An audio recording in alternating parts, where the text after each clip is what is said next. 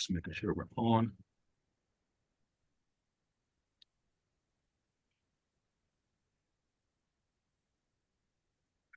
Second.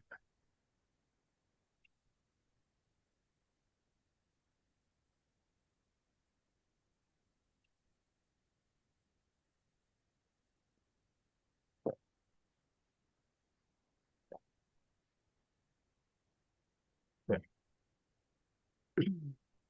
All right. We are on the Speak Your Truth with Mark Ross podcast. Good evening, everybody. And I have with me tonight Miss Leighann Lovely. Leighann Lovely is the co-owner and COO of Sales and Rescue. Is that correct? Yeah, Sales Rescue. All right. Well, Leighann, thank you for coming on the show and welcome to the show. Thank Uh, you for having me. no problem. Before we get started on your business, uh, I wanted to have you uh, speak your truth on who you are as Leighann Lovely. And what I mean by that is, just talk about your life growing up and your experiences growing up, because I think that kind of shapes in ways how you operate as an adult now. Correct? Yeah. So without further ado, it's on you. Go for it. And before you go, Leighann, let me say this. If anybody has any questions for you, Leighann, please ask questions. I will relay the questions to Leighann as we go on with our interview. Uh, I think it will be a learning lesson for both of us, and also a learning lesson because of the type of work that she does. Because a lot of people don't really get into the meat of sales and marketing. Correct. So, okay. With that in, I'm gonna shut up. How are So you? I'm doing awesome, and thank you, Mark, again for having me on. I'm gonna start up by saying I'm nervous because of what we're talking about. I think people who've seen me speak before, or seen me talk, is I'm a very wildly open person about who I am now.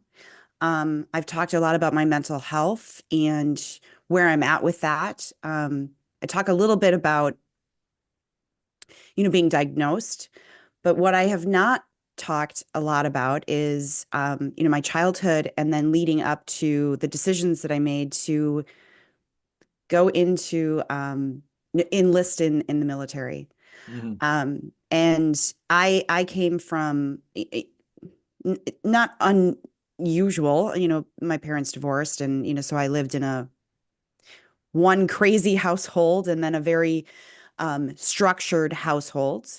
So I came from two very different lifestyles, I guess you could say.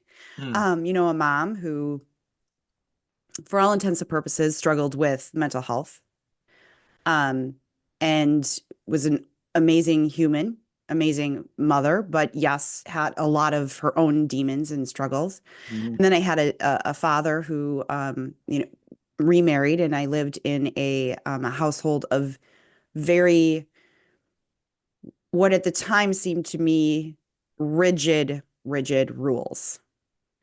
Um, and for me, I was living in, I guess, kind of the split personality, of trying to figure out how do you as a child navigate this. And I'm not going to say that, oh God, woe is me, poor me, because I Mhm. grew up in Oconomowoc, in what is, if anybody listening, if you don't know, this is still kind of a rich suburb of Milwaukee. Mm. Um, Mm. and it had nothing. I wanted for nothing. I wanted for nothing, but I knew that my life, my path was not going in the direction that I wanted it, that I could allow it to go into. Um, my friends were all having fun, partying. And for me, it was, I'm not college material yet. I hated high school Mm, um, because because I was always off somewhere else in my head. I was not engaged in the only thing I really enjoyed was sports. I loved playing soccer, I was a wildly competitive person. mm, So I loved that aspect of, I guess school. mm. Um, and so when I was really young, I decided, I think I was 16 when I started looking into enlisting in the military, Okay. which was not received extremely well. Mm, Um, it was kind of like, yeah, you probably shouldn't do this. That's not the great. Not that I was being told like, no, this is you can't do this. You're not allowed to do this. But I was also at this point estranged from my dad.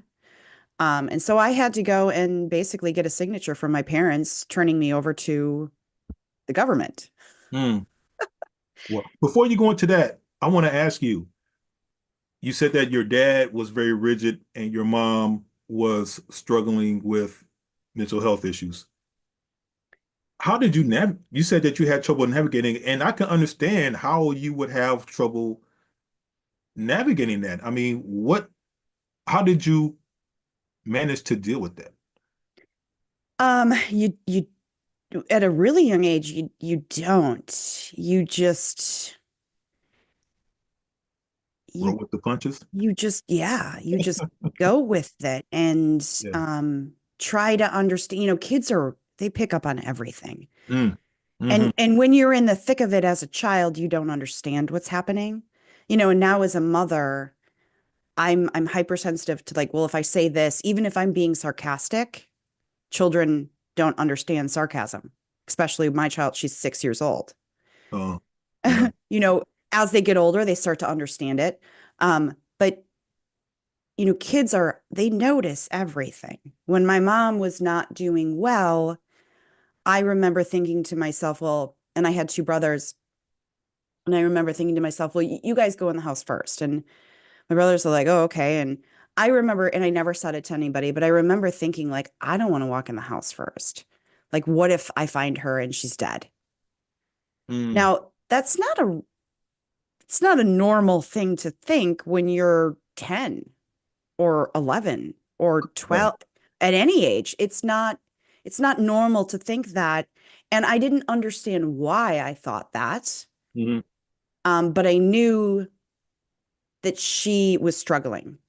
I knew that there were times when we walked into the house and she had forgotten to go grocery shopping or hadn't done laundry in over 2 weeks. And so when we were packing to go back to my dad's house, we were packing, dirty clothes and taking it over to my dad's house so that he could wash the clothes and we could, and I'm not picking on her and I'm not saying like, oh, what a horrible mother, but Right. she herself was struggling and in trying so desperately hard to hide it, but just she couldn't, She couldn't. and then you go from that to a dad who's like a dad and a stepmom who are like rigid, like, well, do this, do this, do this, do this. And to go between those two scenarios and then try to reconcile that, you can't. Something's gonna break. Hmm. And my brothers, because they're twins, they had each other to hold on to. And for a really long time, I had them to kind of be the buffer for me because I was pushing back. I was shoving back. Like this isn't like something's wrong. Like, and I was the kid that was going out and doing getting high with my friends because I couldn't deal with it. Mm. Started drinking at a young age, getting high. And again, I talk about, my friends were going down the wrong path and I was seeing that Hmm. I was going with them.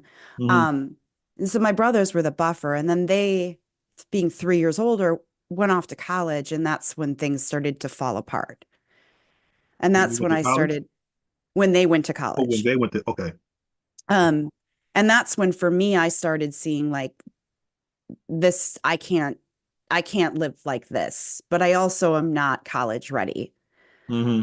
Like I was not mature enough to be able to go to college and Hmm. not fall down that drug path and just go and waste 60,000, 80,000, whatever the tuition was. Yeah.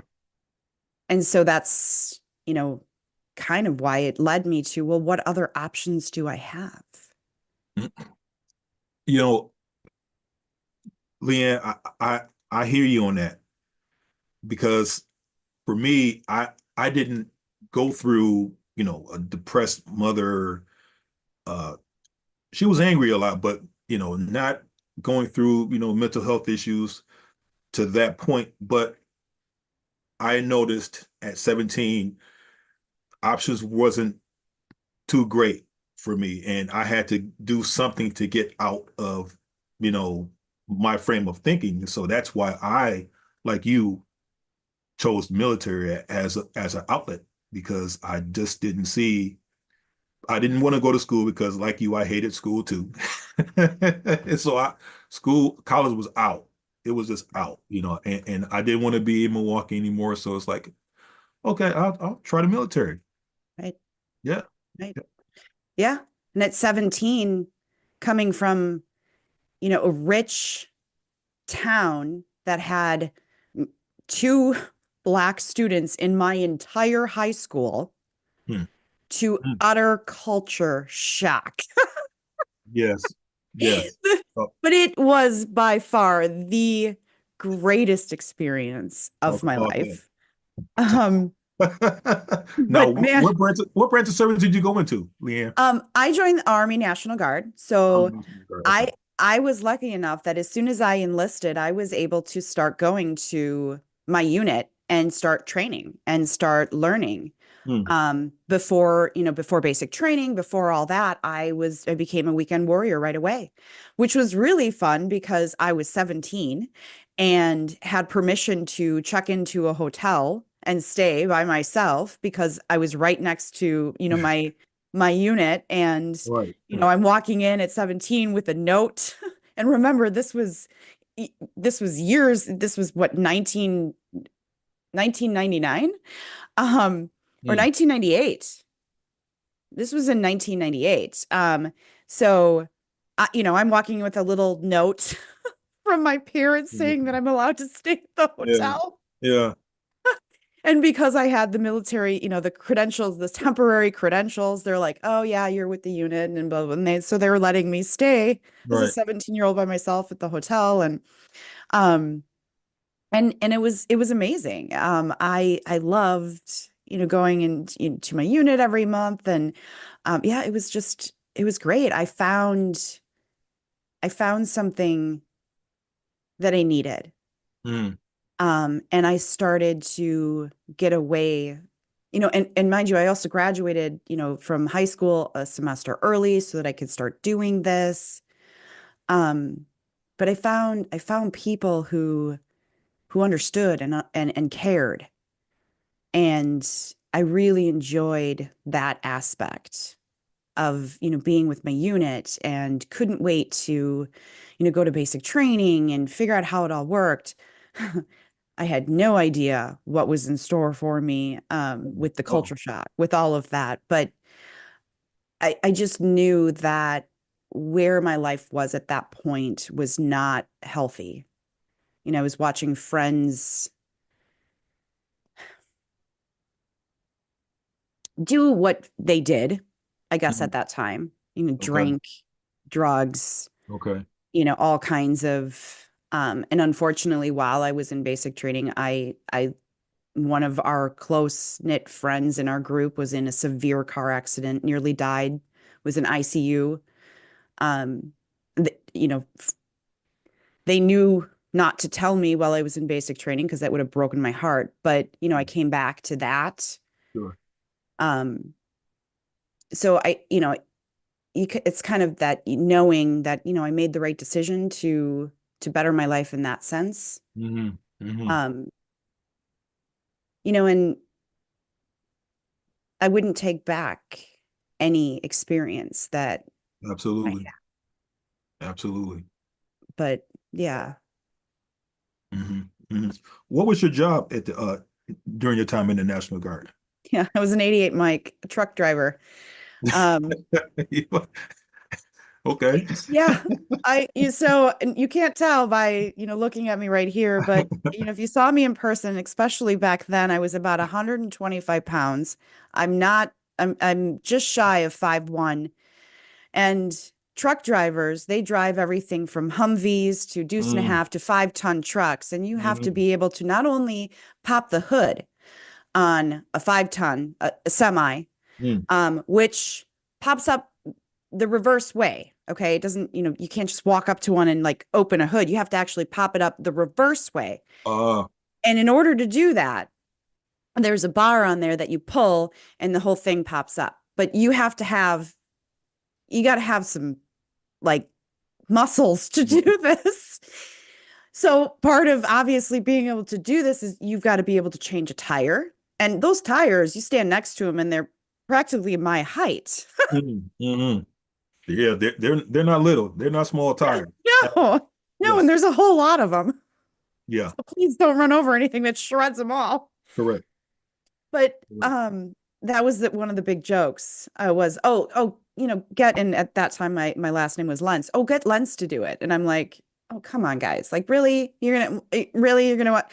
So I had to put both my feet up on the bumper, grab that bar, and literally get enough momentum Mm. to be heavy enough to pop that thing open. Now I could do it, but I mean, and everybody just sit back and just giggle at like oh, is she going to get it this time? Is she going to get it this time? And I'm like, you guys are, but the hazing that goes Yeah. into that. And, and then in order for me to loosen the lug nuts on one of those massive tires, you've got, Yeah. obviously your, um, crowbar, Mm. it's a lot longer Mm. because it's a lot larger, Oh, bolt like nut on yeah. there, but Yeah.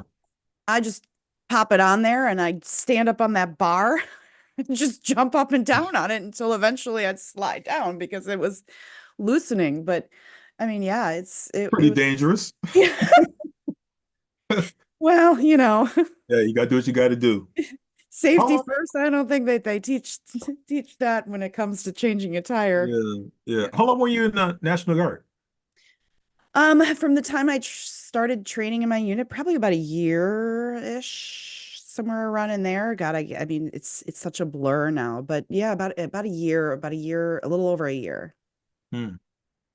And you were medically discharged or Yeah, other than okay, yeah. medically. So ultimately, it came down to a medical discharge. I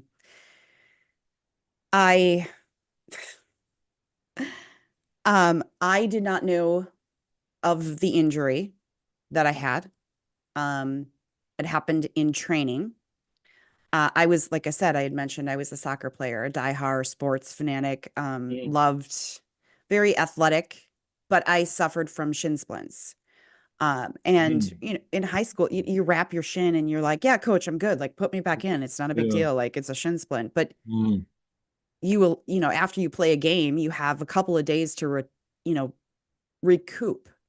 And it you don't when you're in the military. If you get a cut, you don't go running and say, "Oh, can I have a band-aid?" It's like, so Mm. while I was in training, I started experiencing a lot of pain in my left leg. Mm. And I thought, okay, this is shin splints. This is normal. I've felt this before. It's not a big deal. So I started wrapping it. Um, and that was fine. Well, I think that started in like week 2 or so. Um, Fast forward now, final week. I'm running 2 miles and I'm thinking to myself, wow, this hurts. Like Yeah, they do. this hurts. They do. Um, but I get done with my 2 mile run and I can't stand anymore. Like I'm literally to the point where I'm like, I'm gonna pass out. Like this is painful. Hmm. And I kind of like fall. I fall down and I'm like, no, like I literally can't stand anymore. I look at my leg and sure enough, it's swollen. It's Yeah. not, this isn't a shin splint. Yeah. I go to med the next day. I go to med and they take an x-ray and I'm sitting there and I'm waiting for, it's like an entire day event if you go to Yeah. It is um medical. so I'm sitting there and they finally get to me and they throw an x-ray up and I'm like, well, that's not my x-ray, so I'm going to be waiting longer. And a doctor comes out and he goes, so let's go look at your x-ray. And I'm like, well, that's not mine because that's a broken leg. And he goes, exactly. That's your x-ray. So you had a broken leg all this time. I had what was a shin splint that turned into stress fractures that eventually turned into full-blown break Oh, because I just kept ignoring it. And what yikes. ended up happening is they gave me a nuke med scan to see if I had any stress reactions. And Yikes. my entire lower extremities lit up like a Christmas tree. And so they actually inject a dye into you Mm, to go through all of those spider fractures.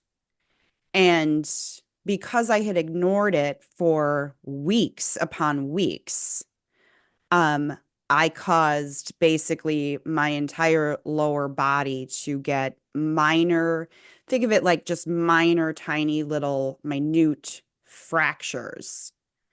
Um, they're just considered stress fractures throughout my lower extremities. mm, That in my feet, the tops of my feet, my hips, because I was walking differently to compensate for the pain. And then eventually, where it initially started, that one turned into an actual break in the bone. mm. Wow. And here you are thinking it's just shin splints. Right. And this is when I realized, oh, I guess I have a high tolerance for pain. Yeah, um, that too. right. But, at that point, they're like, so we're going to send you home to heal because you're not going to heal here Mm-mm. because you got to walk everywhere you go Yes. and you Yeah. can't walk. Right. Right. I'm like, Right. oh, okay. So I was sent home for 30 days to be then reevaluated at the veterans clinic here. At that time, they were only looking at my shin and my patellas because my knees, so you don't know what patellas are, you're listening, they had started to fill with extreme fluid because of just the swelling that was starting to take place in my lower extremities. Because now I'm slowing down, I'm not moving much, I'm on, you know, I'm on crutches and now all of a sudden everything is starting to like Mm, catch up to me and I'm starting to blow up, I'm starting to mm, swell. mm-hmm. So at that time, the Veterans Hospital was only focusing on those two things. And I'm like, okay, so let's get those healed. When I was sent back, other things started to all of a sudden start like other problems started to come up. I started having extreme pain in my hips. Um, Eventually it was, yeah, you're not going to be able to train. Mm-mm. Um, so what ended up happening through all of that, I had loss of movement in my ankle that and I From which think that leg? was hmm, From which leg? the same leg, Okay. the left. No, The left. Okay. yes, the Okay. left. Um, and that ended up being the final determining factor where they're like, yeah, you're not you're no longer fit for the military. You're not fit And for I'm the like, military. okay. And they pretty much at that point were like, yeah, we're just gonna kick you out now. Like, what? Yeah. Like, oh, okay. Just like Um, that. just like that. Like, thanks, goodbye. Right. Right. Um, Right. when I came back, I actually went to then a private doctor, and the doctor's like, yeah, that's not all. And I'm Oh. like, what do you mean? He's Oh. like, you also have bursitis in bilateral hips. Um, What's bursitis? Bursitis is an inflammation of the cartilage, if I'm saying this right, and I might be wrong, but it's like the cartilage and all of the tissues around the bones. So it gets inflamed. And then what I was experiencing whenever I tried to take a step, the ball joints in my pelvis, they weren't rotating properly. And so when I would take a step, it would pinch my sciatic nerve. Mm, And I'm like, okay, that I can't, like, every time, I'm going to the physical therapist and I'm like, every time I take a step, I have a shooting pain down my leg. mm. He's like, oh, yeah, that's your sciatic nerve. And I'm like, okay, well, fix it. No. Right. So I think that No. was about nine months of intense physical therapy. Working, I was running in a water tank. Um, just actually started just walking in a water tank to start to or to not lose the muscle in my lower extremities because I mean I couldn't walk properly. I couldn't sit properly. So it was just like compiling learning moment is, if you have a issue, don't let it just go Right, right, right, right. because Take I care of it. mean, the break healed up really quick and I have no problems with that. Mm, That was fine. It was all of the other problems mm, from walking on it for so long mm-hmm. that was just, I mean, and to this day, I still struggle with my hips. I now see a chiropractor who is constantly readjusting to Man. make sure that my hips stay aligned. So life for you after the military, even though it was brief, was pretty rough. Not even because of the physical stuff. I would say that I can handle. I went into the military because I needed the structure in my life, right?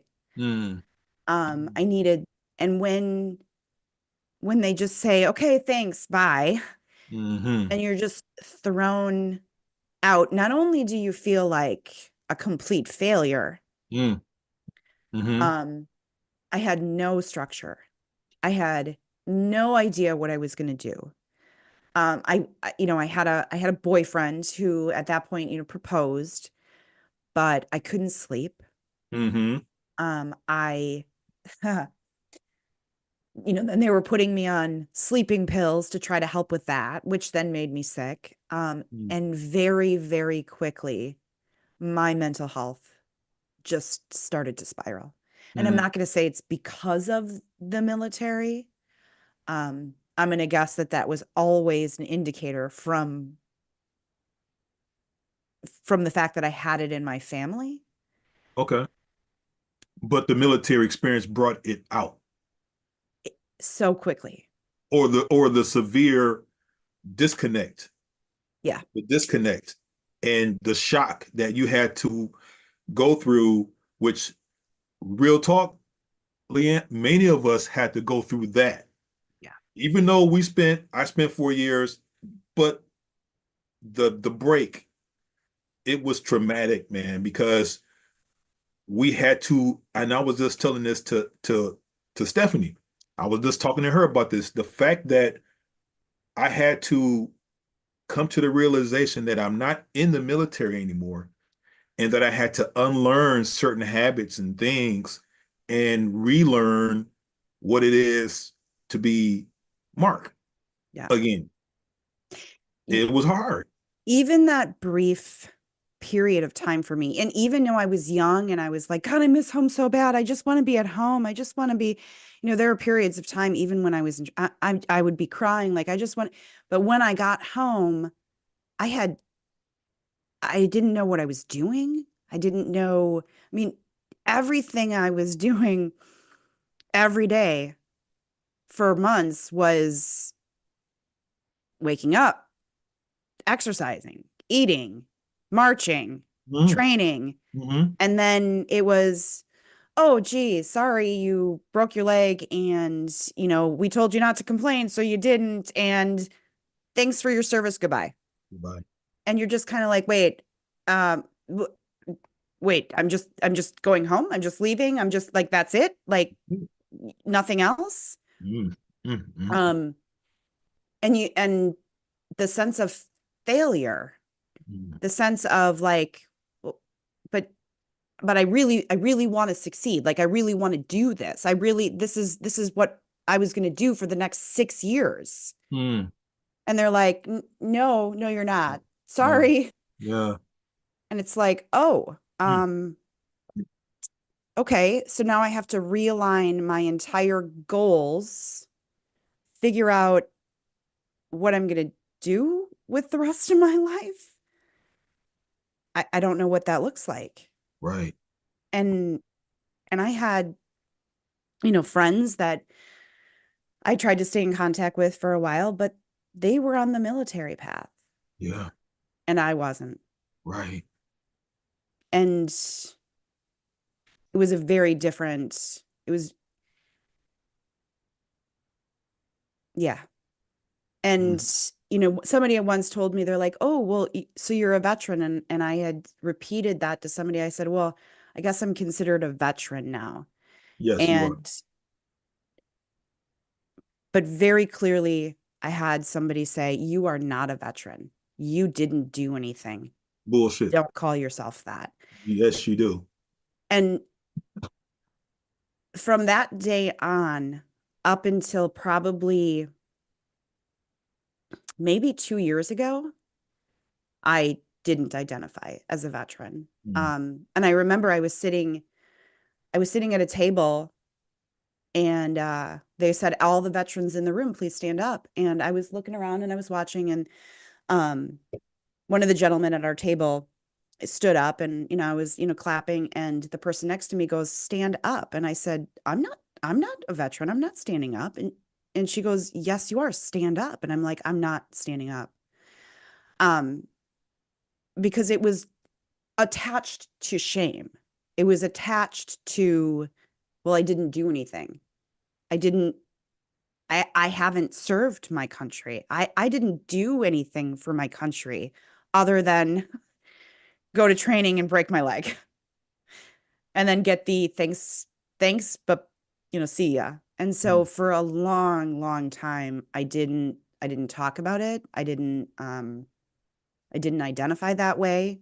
mm, Um, and it wasn't until I started talking to people like you, and other veterans, that made me realize that, and it's even hard for me to say this, but that I did do something. I enlisted, I went there with the intent, and my body just wouldn't allow me to do it.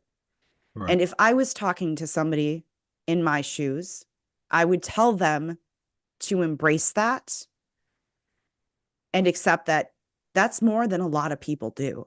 Mm, And I would be giving them that pep talk. But mm, it's mm. hard sometimes to accept it for you. Yes, yes. We don't give ourselves grace. We don't. And No. I am working on that, which is why Mm, I'm talking to you. mm. Well, bless you for trusting in me to, help guide your thoughts. I'm not here to teach, I'm here to guide. Um, and I will say this, you are not alone. There's many people who have been in your shoes, Leighann, whether it was a year in, 2 years in, 18 years in, it doesn't matter. When you get injured to the point where they can't use you anymore, it is what it is. Number one. Number two, if you did your time to be considered a veteran, you are a goddamn veteran. It doesn't matter if you never bust your gun before. It doesn't matter if if you did one PT test. Hey, you put your best foot forward and you dedicated yourself, even though you were hurt. Yeah. To me, and to many others that will hopefully listen to this, they will side with me. You did the work. You just Thank you. didn't do it long enough, but you did the Well, work. and and that's my shining light is, my brothers were in college when this happened. And I remember when I got back, my brothers, my brothers actually ran up to me and they're like, "We told everybody." And I'm like, what did you tell everybody? And they're like, "That our sister ran 2 miles on a broken leg and you're a badass." I'm like, That's right. That's I'm right. like, oh my That's God. right. That's right. You are a badass, dude. Okay. Like It's not if that's what it takes. give yourself some goddamn grace, man. And yeah, give yourself some grace and kudos to you because I don't think many people could have done what you did. For real. Um, So maybe yeah. maybe a little bit of being naive and I don't know, pushing myself, being 17 and not knowing when to speak up and say, "Hey, wait, I think this might hurt too much." I don't know. And here's another lesson that you should consider. When a person talks negative to you, you don't have to listen to that. You have a choice. We all have a choice. I'm talking to the ether now. We all have a choice when people talk to us, whether to accept it or not. Far too often, we take in the negative Yeah. and not the positive. Far too often, when somebody says, well, you can't do that, what goes on in your head? Well, maybe I can't do that. Hmm. I say, screw you. I'm going to try anyway because hell or high water, the best thing you can do is try. It's up to you whether you can do it or not do it. Not up to somebody planting some negative seed in your head and you letting that negative seed grow and blossom into some bullshit. Yeah. Message everybody that is a message. You don't have to take in what everybody tells you. Just because they don't think you can do it doesn't make it so. You have control over what you can do and what you can do. You're gonna have Yeah. me cussing up in here, Leighann. I better calm down. but but you mentioned that mentally you went into a downward spiral. Yeah. Talk about that, please. Yeah.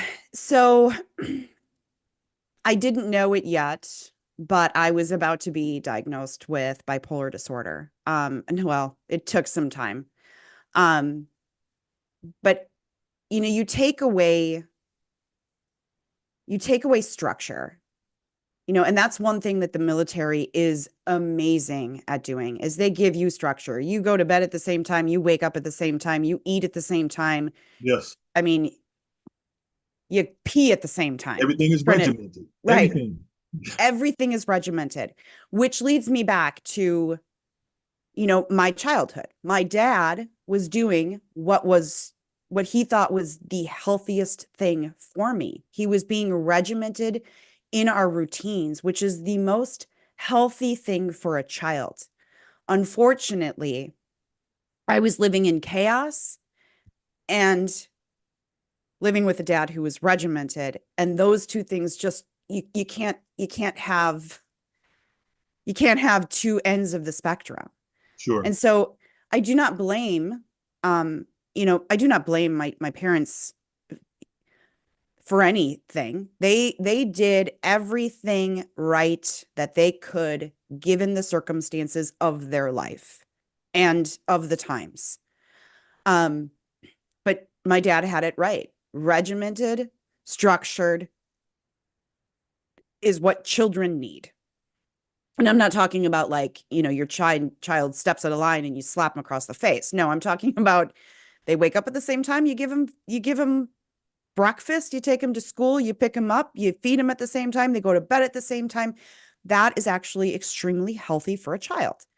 Now, I then went into the exact and children have a tendency to gravitate towards what is healthy, which is exactly what I did. I gravitated towards a structure in my life, which Mm-hmm. in retrospect, all of a sudden you go, oh, wow, look at me. I gravitated towards what was actually healthy for me. The Right. problem is that now I was in a healthy, thriving situation where I had the structure that I needed.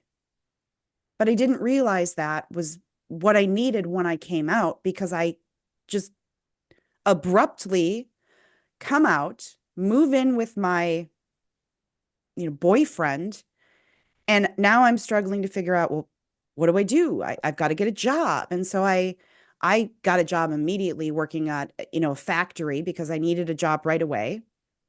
So I just took, a factory job while I took some time to look for an office job and figure out what I wanted to be when I grew up. Because now my plan is all off. And very, very quickly, without having that regular structure, without having, you know, 3 squares a day and Mm-hmm. coaching, and Yep. I I started to just not be right. Mm. Not sleeping, not I don't know how to explain, mental health. And I'm sure that Mark, you understand when I say just not being right, just not feeling happy when I should feel happy, not feeling joy, not feeling sad when maybe I should feel sad, not feeling the right emotion, sometimes just being numb. You're right. And, Yeah. and then having those moments of, I'm totally fine because now I'm in the midst of getting married and everything is roses and happy. Um, but very quickly I started to drink a lot to Mm-hmm. just get through the day Mm-hmm. because I didn't know what was going on with me. Mm-hmm. Um, And the more I drank, the more I spiraled. And the next thing Mm. I know, now I'm waking up in the morning and I'm drinking first thing. First thing. And I'm going to work with vodka in my coffee Mm. just to make it through the day. Mm. And that's when it got really bad. That's when it got real. Yeah. That's right.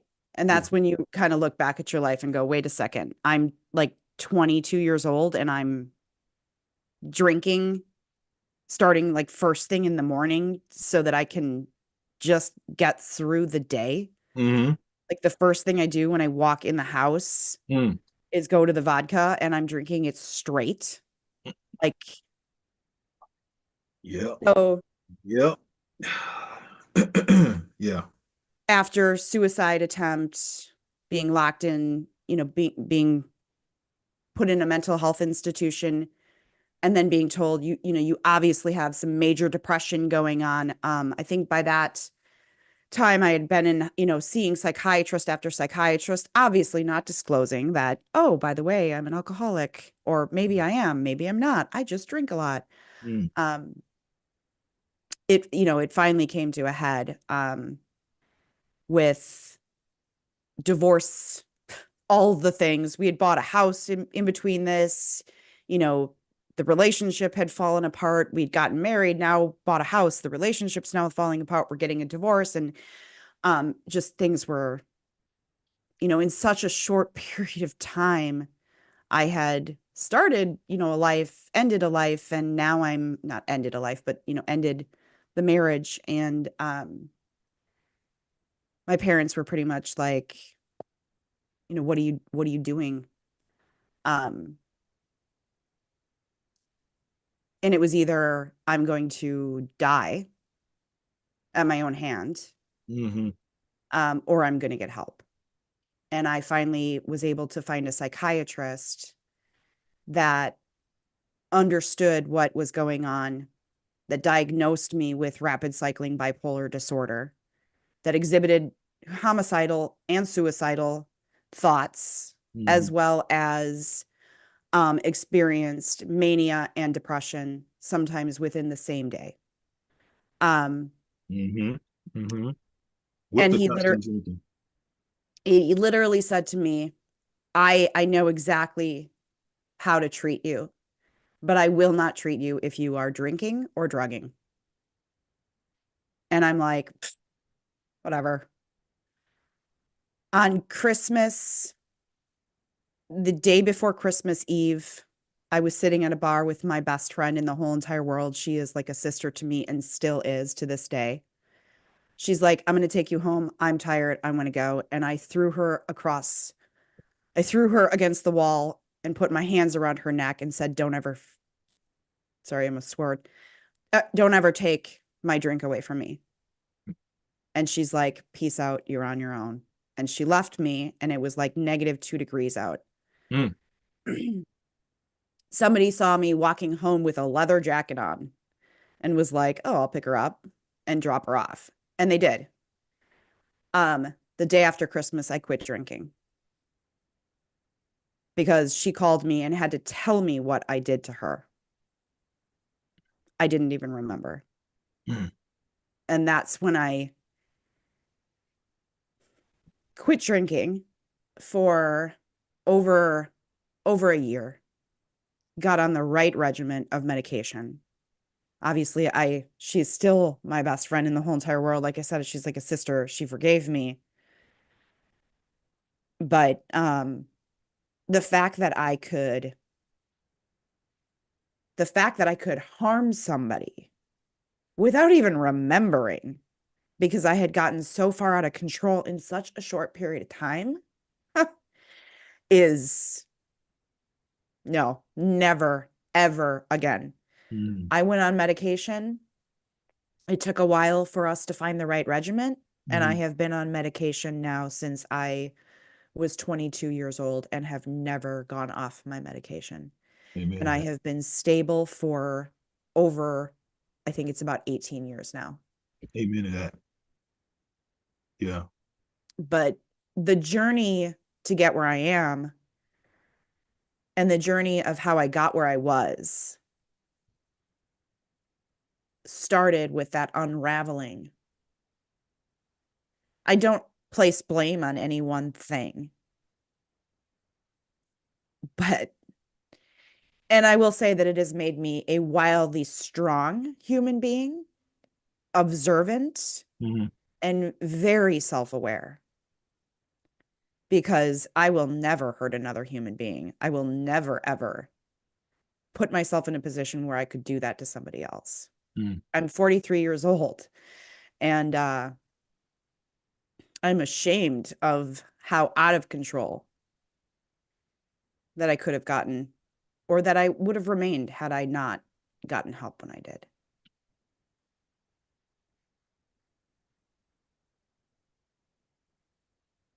You preaching to the choir tonight.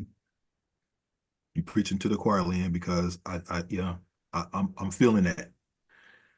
I'm feeling that, and I can identify with that. And I'm pretty positive that many others are feeling that. Yeah, yeah. Uh, I got a comment here on my on the Facebook uh, chat here. My wife Gabrielle says this. She goes, "We, you know, thank God that your best friend and that stranger uh, took you home Yes. because I, I don't. I can say that we wouldn't be talking. I And I mean, go ahead. and I didn't live far from there, but you're right. I may have not made it home. And I also don't blame my best friend for leaving me after I assaulted her. Right. Uh, yeah, yeah.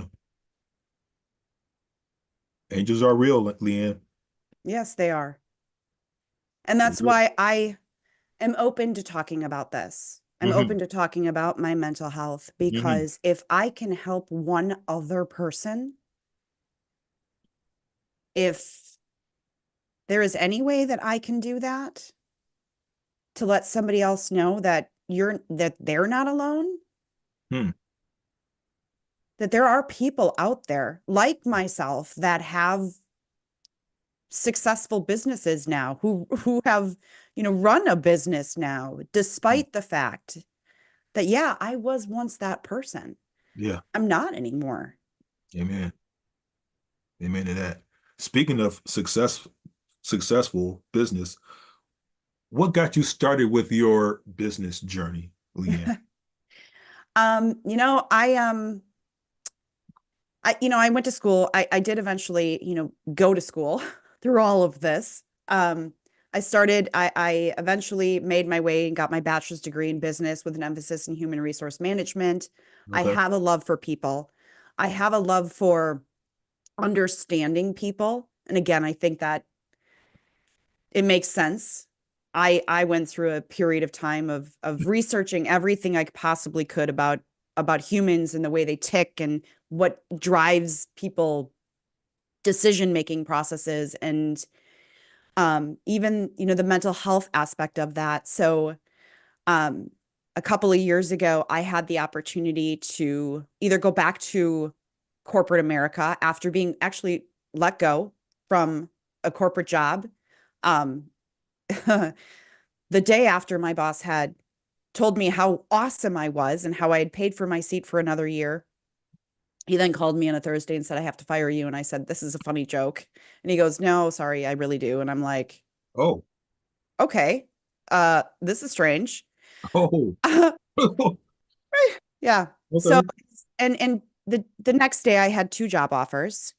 Um, and one of them was a 1099 offer and the other one was a W-2. And I was like, you know what? I'm going to do both. Mm, And both of them agreed, like, yeah, you can do the other one. And I went, okay. And I was hanging out with a couple of people in my network, and I said, could this actually be like a business? And they're like, you want to be a fractional salesperson for other people and sell their stuff? And I'm like, yeah. And they're like, yeah, that could be a job. Like that could be a business.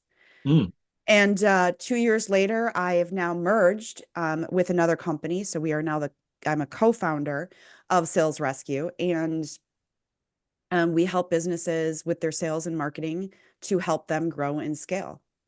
And I love it. I really work more on as the operations officer, um, not so much as the salesperson anymore, which I love to do, but I'm on the operations side because I also have a human resource background and a business background and know how to do all of the operations. I love my clients. mm, I love to see the gigantic smiles on their face when all of a sudden their new website goes up and we've launched a sales campaign for them and they're getting clients coming in the door and they're like, it's just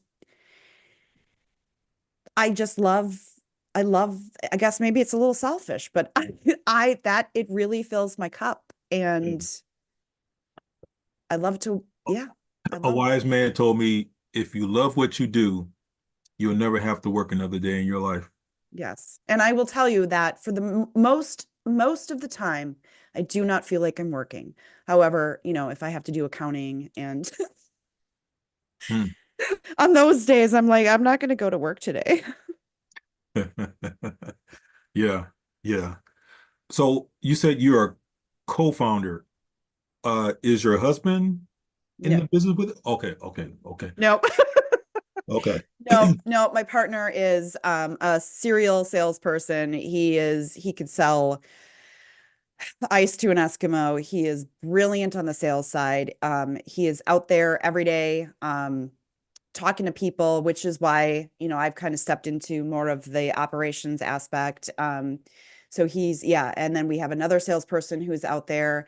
And then we have our marketing branch, who, does all of the website and creates all the, content, all that stuff, where that's not my area of expertise. I am a true through and through salesperson. And I'm sure that if there's anybody listening who's a sales person versus a marketing person or a marketing person listening, we marry those two together so that, you know, companies don't have to worry about bringing their salesperson and their marketing team together and trying to get them to Mm, work nicely together.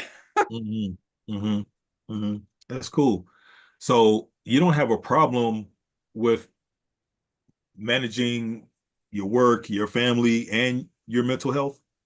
Oh yeah, I mean, no, the answer is of course I have not a problem. I shouldn't say it's a problem. It's Mm, a constant. reminder to check in on how I'm doing every day. Um, if my dad hasn't talked to me in a while, he'll call me and be like, "You never call, you never write, you never Right. send pigeons. How are you doing?" Mm. I'm like, I'm doing fine, Dad. Like, he's like, I just want to talk to you. I just want to, and he can tell immediately, like, you sound a little stressed out. You sound a little down. Mm. Is it situational? And we don't have those conversations nearly as, if it was 10 years ago, he used to like freak out if he hadn't heard from me. The more time that goes by, the more it's just a, hey, how you doing? Um, but I mean, in the beginning, when I was first like getting better and first, it was like every day. If my dad hadn't heard from me, he'd call me and be like, "Hey, what you doing?" Like, Mm. Dad, I'm fine. But I have, one, I take medicine every day, the same medicine that I've been on for years. My husband obviously is here as a gauge. I've got my family, my mom, my brothers, Mm. and I have key friends. That same friend I talked about, at the bar, she knows instantaneously just by looking at me Mhm. if I'm doing okay. Um, and I have a couple of key friends that have been in my life for years that can just tell by like if I'm having, and it's far and few between. I think the last time that I had like a rough spot was March. And that had been like years since I had had a rough spot. Wow. Um, Okay. so yeah, Good. You have a podcast, correct? I do. I do, called Love Your Sales. Talk Check it about that. out. It's all about sales. How long were you doing your podcast? How long have I been doing?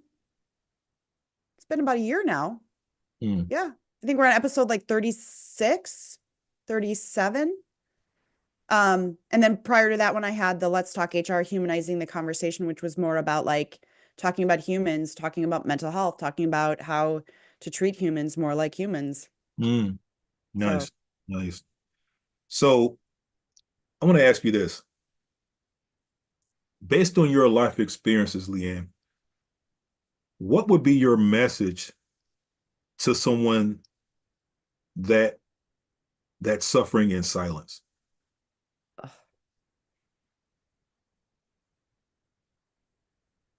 message to that person, Yes.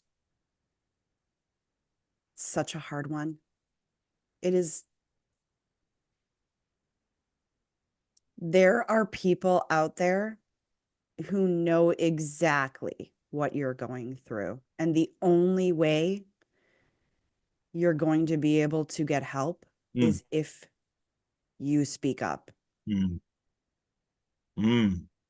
It, and here's my advice to the people, and I talked about this on the HR podcast actually.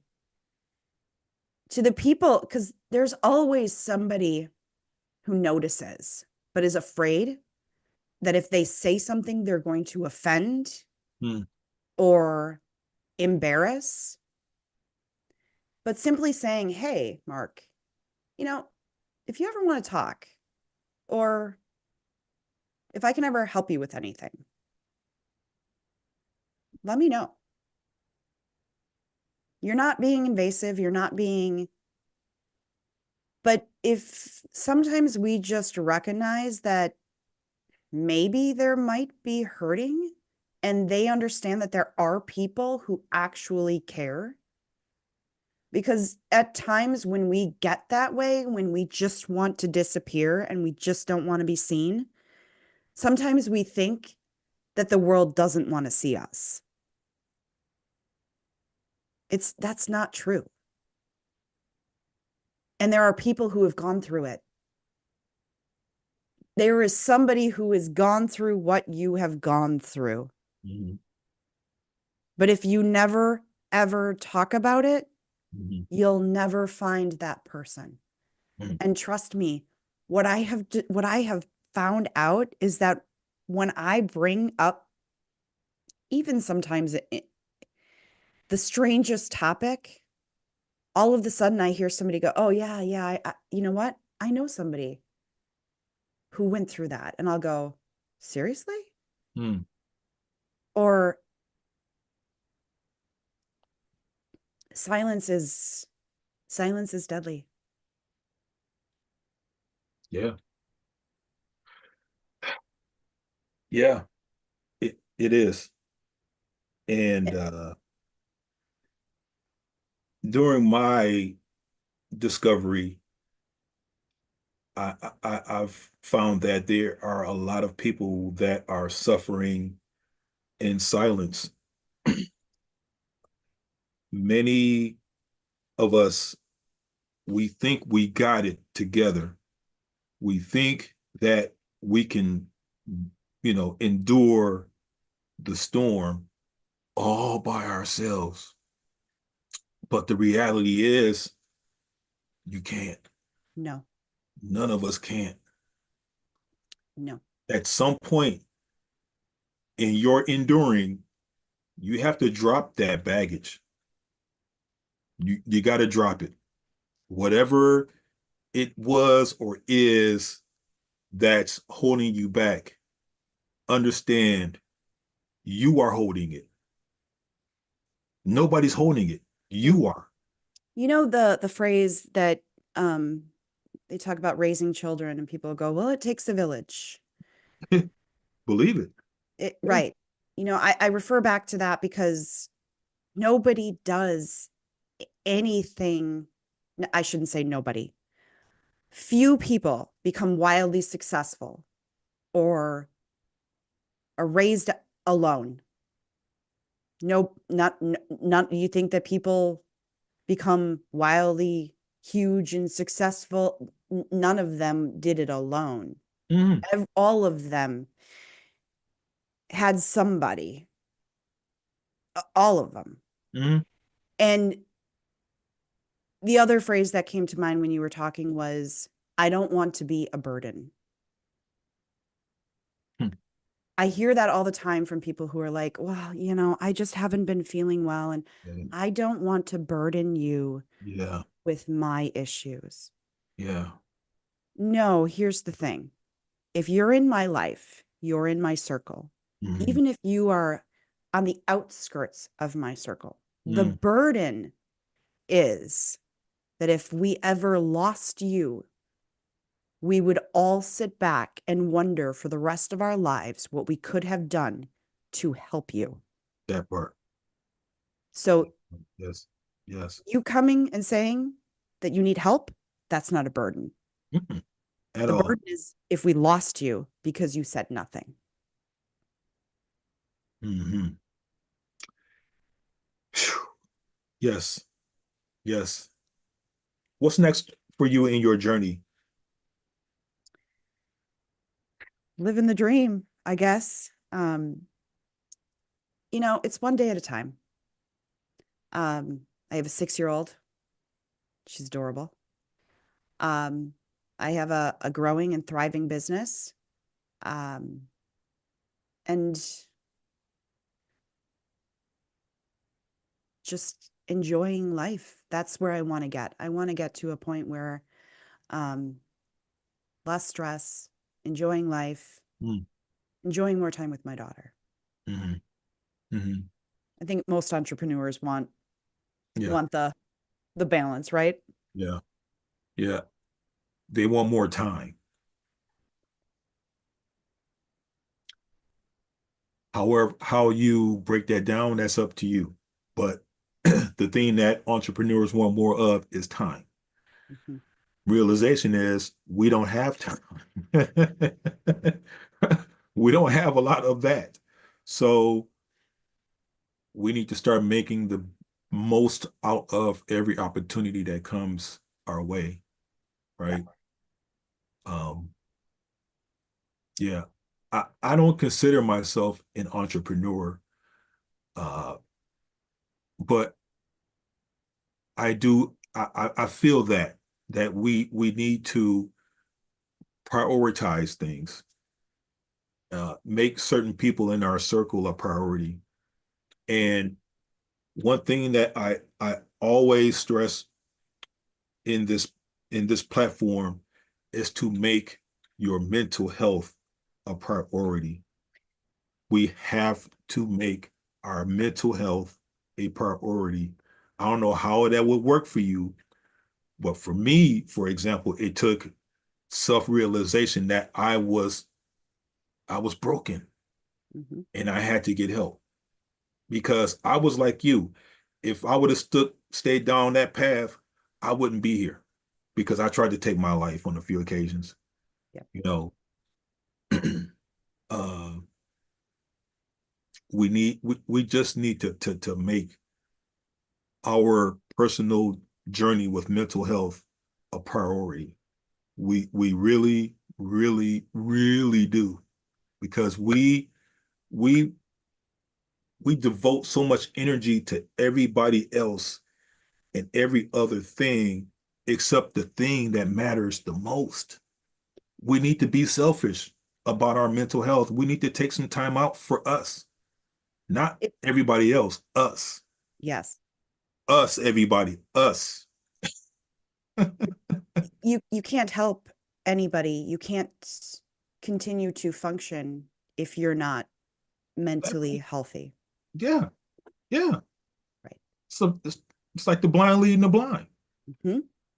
I can't help nobody if I'm not in a good frame of, you know what I'm saying? What could I do? What could I say? I'm just as broke as you are. And I'm not mean financially broke. I mean spiritually broke, Right. mentally broke. Yes. It's, I need to take care of me. I need to find things that could help reestablish me as an individual. Hmm. And sometimes that's taking a step back and reevaluating. Sometimes it takes a couple steps, but that's okay though. Right. That's all right. We just got to do it. Sorry. So Yeah. I, I could have this conversation with you for a long time, but I'm not. Uh, I know it's late, and uh, we've had a good conversation, Leighann. Um, are you still nervous? I am not. This has been an awesome conversation and I really appreciate it. I do too. I do too. Uh,